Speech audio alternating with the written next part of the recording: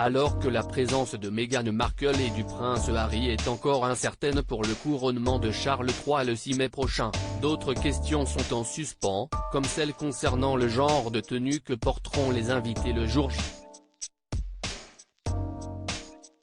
Peu d'indices ont fuité. Seuls les looks des membres de la Chambre des Lords du Parlement ont été révélés. Ces derniers n'auront pas apporté une tenue ultra traditionnelle pleine de fioritures, de perruques et autres détails loin de passer inaperçus. Ils sont autorisés à ne porter que la longue robe rouge à col blanc en fourrure d'hermine, la même qu'il arbore à chaque ouverture annuelle du Parlement. Qu'en est-il des membres de la famille royale? Rien n'est annoncé, mais il semblerait que la tenue de Kate Middleton fasse déjà parler d'elle. Et pas dans le meilleur des contextes. Selon des sources du palais de Buckingham à The Mirror, la princesse de Galles compte opter pour un look loin de plaire à tout le monde. En coulisses, on a beaucoup discuté de sa tenue. On a aussi beaucoup parlé de ce qu'elle portera sur sa tête.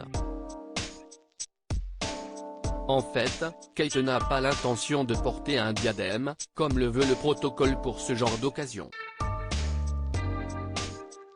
Lors du premier banquet d'État organisé par Charles en tant que roi, par exemple, elle en portait un. Les robes et les grands bijoux de valeur qu'elle a pu porter lors des mariages royaux ou d'autres événements de ce genre ne seront a priori pas au rendez-vous. Un choix qui ne semble pas inquiéter plus que cela le nouveau roi d'Angleterre.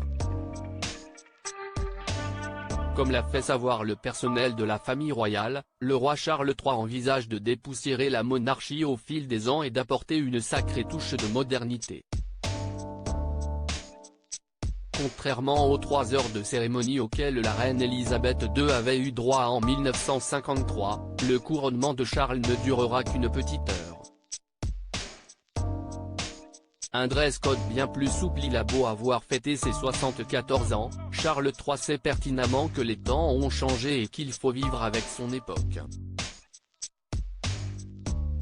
Si est-il la raison pour laquelle il souhaite que son couronnement n'ait rien à voir avec celui de sa maman, à commencer par le dress code de l'événement imposé aux invités. Le roi souhaite que l'assemblée ait un look plus décontracté qu'à l'accoutumée.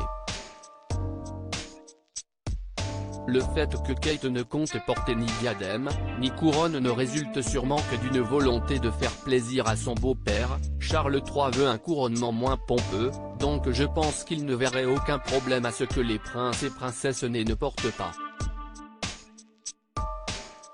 Conclusion, en réalité, son choix est parfait.